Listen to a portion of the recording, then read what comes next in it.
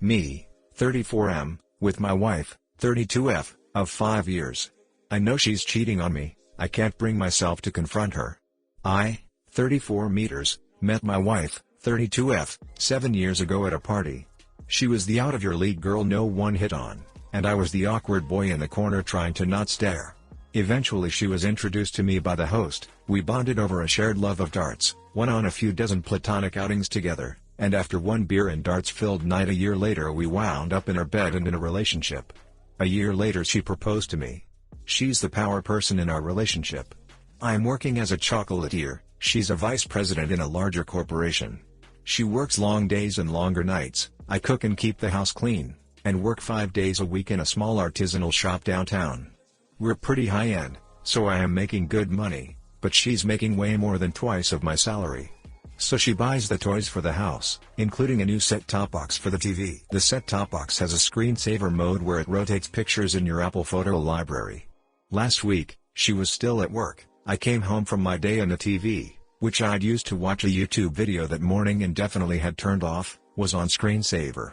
On it were pictures that must come from her phone, showing her, in our living room, one of our female friends, and a guy I've never met in very explicit poses. The pictures moved around the room, so I think there must have been a fourth person, taking pictures with her phone. But I didn't see that person. What was weird, was that she was wearing a bandage on her hand, something she'd done that morning after complaining about RSI. I left the TV on and was very shocked, but decided to leave the screensaver and see what she had to say when she came home later that evening. When she came home, the pictures seemed to have disappeared. They haven't shown up anymore since then on the TV. I asked her if she'd been home during the day, because the TV was on, and she said she'd come home during lunch to pick up a USB stick she'd forgotten in her computer at home. I tried to ask her about the pictures, but I couldn't bring myself to do it. Now, I have to add something. I am not a very experienced person in romance matters. I am an introvert and barely had relationships before her.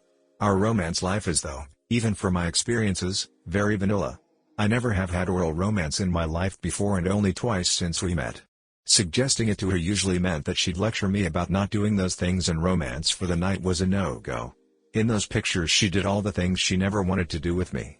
Since that day I have tried to confront her a number of times. She stays out longer, lately, not just since last week, for the past 4 months maybe, and she's often too tired for anything romantic, even just cuddling, and when she comes home she often disappears in her office and comes to bed long after I have fallen asleep. But even during the time we had together, like this weekend, I can't bring myself to confront her. I am worried about what I might hear and what this would mean for our relationship. I still love her very much and can't imagine a life without her. How can I summon the courage to do this? Is there a way out of this? DL, Doctor, my wife is cheating on me and I saw pictures of it on our TV. I can't bring myself to confront her. Hi guys, please like, comment, and subscribe if you enjoyed the video. Get angry. Your wife has zero respect for you. She had romance with other people in your home and took pictures of it. You should be pissed. Here's what you're going to do today. You are going to talk to a lawyer. You are not initiating divorce proceedings, but you are going to understand what is involved and how to protect yourself if a divorce is imminent. Then you're going to go do all of the things the lawyer told you to do. Bank accounts, getting together important documents, etc. Then when your wife comes home, you are going to sit on the couch with the pictures queued up on the television. As she walks in, you are going to ask her calmly if she would care to explain. Listen to her explanation and make sure that you have the biggest balls you can muster while doing so. Remember, just because your romance life has been boring doesn't give her the right to poop on your face. Be mad. It's okay to be mad. Give yourself a few days to process after you hear what she has to say and then decide what to do. It's either going to be marriage counseling or divorce, and I would certainly recommend the latter. The pictures are gone. I spent all day today on the screensaver. I was scared too, to tell you the truth, and there are pictures she took at our vacation a few weeks ago and some pictures she took of food for her Instagram, but the romance ones are gone.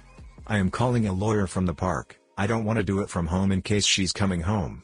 Thank you for your suggestions. Update. Me, 34M, with my wife, 32F, of 5 years.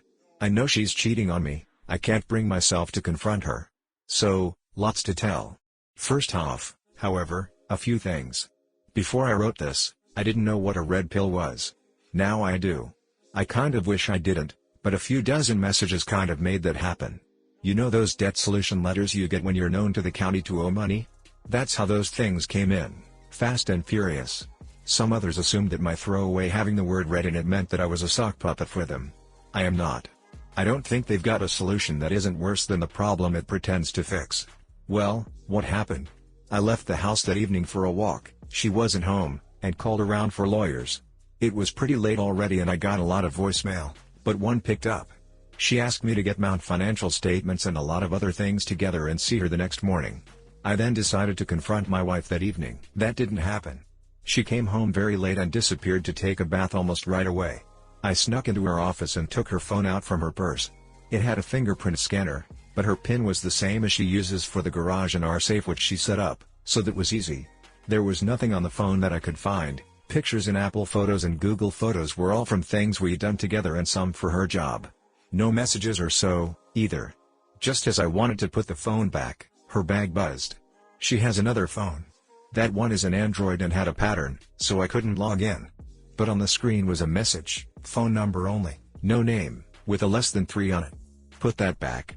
Decided to postpone confrontation until after lawyer, but took a photo of the message. Next morning I talked to the lawyer and she spent about half an hour to just go over possible outcomes and what I can expect next, then another 45 minutes talking about finances and so. We don't have kids and she's the big earner, so I stand to either be just out of the relationship or be out and owed some money. It'll be months, maybe even more than a year, until all this is dealt with. Takes 5 minutes to marry, a year to unmarry, it seems. I'd walked by my work and told boss and I was sick. I look like poop, from not sleeping and some crying, so that was pretty convincing. We work in food, being sick is a bad idea at that job. Went home and unplugged the Apple TV and took it to a friend who runs a small computer store. He confirmed what you'd told me, the pictures on the screensaver are from her Apple Photos. He's also the first I told and he immediately offered me to stay at his place with his wife and kids if I had to leave for a while. Then he called the number the text on my wife's other phone came from and told me a guy named Rob had answered it. Walked home and texted her if she'd be home for dinner. She texted back, that she'd have to do some extra work and it could be late, so I told her to please make an exception and come home. I had important news. We'd been looking for a house for a while, I figured she'd think I finally found one. Well, dinner came and went, and she didn't show. She came home around 10, smelling of cigarettes. She was all happy and asked me what I wanted to talk about. So I asked her to sit down. I'm 99% to making something up about a house and avoid the confrontation, but then, I guess for the first time, I felt a little anger. So I told her. I said I know you've been cheating for a while now. I've been working with an attorney and we'll have to talk about these things at some point, so now is as bad a time for that as ever. She didn't blow up and deny it. She just deflated and started to shake. A lot of your PMs, my attorney, and my friend, all told me not to press for details, and not put that on me as well. But I really wanted to know, so I said tell me about Rob. She told me they'd met through Ann, the friend on the couch with her, and Ann wanted to have romance with him while he had a crush on my wife, so they hatched this threesome plan. That was 14 months ago. Apparently they've since included Rob's wife, that's the mysterious fourth person who took the pictures, who is polyamorous with that Rob guy. The picture thing was solved, too. She'd handed the wife her phone to take a few pictures and didn't remember the whole screen blanker thing. When she was at work, she'd uploaded them and deleted them from the phone. By then, by chance, I'd seen them. She had the second phone for precisely the reasons I thought, as one that isn't on our shared contract where I couldn't see the incoming and outgoing calls in my statement. She also had short affairs with other women and a few men, and most of her weekend work things were actually her and Rob going on short trips together. Through all this, it felt like she was giving me as much detail as she could in an effort to hurt me, and it worked, but I think I kept a pretty good poker face. I told her that I would leave the house, that I had photographed and cataloged everything and was hoping for an amicable separation. She simply declined, told me she'd leave and take a hotel for the time being, and put her keys on the table. She packed a few things and left. That was it. As this one guy/you/Chluster says, it was like the dentist, it hurt less than I thought it would but still hurt damn much. Today I have about 15 missed calls from her and 150+ messages, all asking me for forgiveness and if we could make it work again. I agreed to meet her next week, but only to divide our possessions. As far as I am concerned, this is over. Except for my one friend no one knows, yet, and I want to wait with making it public knowledge while I sort my stuff here and decide how I go from here. Might actually be hitting the gym. No intentions for a rebound relationship, and the rest we'll see. DL, doctor, confronted wife, she admits to cheating, rest is in the hands of my attorney. I'm broken but I'll get. Hey, I'm sorry. This crap hurts no matter who you are. I hope you all the best. Remember to talk to your friends and explain that you guys are getting a divorce. Tell them as much or as little as you want to, but build a support network for yourself. You may not feel that you need it now, but one day reality will hit and it will hurt bad. It's always good to have that one friend you know will pick up at 2 a.m. and just listen. Internet hugs, it will get better. You will find someone one day who will blow your ex out of the water and make you wonder why you spent so much time with someone who couldn't make you a priority. Duck dude. As poopy of a situation that you were put in, you really handled it the best anybody could. You'll make it though this. There will be a time in your future where you'll be able to take a deep breath of fresh air and feel free from this crushing weight. And it'll be worth it. I, 28F, think my husband, 35M, might be hiding something from me. We've been together 6 years, married for 5. We have a 2-month-old baby together. I'm not sure if I've completely lost my mind or if my husband is hiding something big, but there are a bunch of small things that make me think something could be up. 1. I think he has 3 phones. He has a work cell, his personal cell, and I really think there is a third phone that is the exact same model as his personal cell. I don't have much to go off of. There was one time when I was driving and he attached his phone to the holder in the car for directions and I noticed it was almost dead. When we stopped later to get some food at a rest stop, he went in to get food and I got gas. When I was waiting for him, I picked his phone off the seat to set it back up and it wouldn't magnetically stick to the holder. There is a magnet in the case of his phone, and it was fully charged. When confronted, he told me he charged it with a portable charger while we were driving, but I really think I would have noticed him plugging it in and the portable charger sitting there. To be fair, he did show me a portable charger, but that doesn't explain the magnet not working. After that, he wouldn't put his phone back on the holder and use the charger on it since the battery was being weird. Doesn't make sense because it was fully charged, right? 2. He shut down the Wi-Fi in our house for 2 full days because he wanted it to completely reset and connect to another tower. We have satellite internet, which I don't know much about, but it seems weird to shut down the internet for 2 days. Normally they say unplug for a few minutes to reset. When it came back on, he had set up a guest Wi-Fi account and I was told to use that one. He won't give me the pass to the main one because he said he only wants guests to connect to the main one. I don't know much about computer stuff, but it seemed kind of weird to me. 3. Everything is super secure. Phone password is really long. Car keys are locked in a safe at night. I don't have access to any of these things. 4. No longer uses our shared bank account. I can see his paycheck go in and the bills automatically go out, and other than gas and groceries there's absolutely no charges. Kind of weird, right? 5. He doesn't check his email anymore. He hasn't in months. It makes me think he might have gotten a new email address.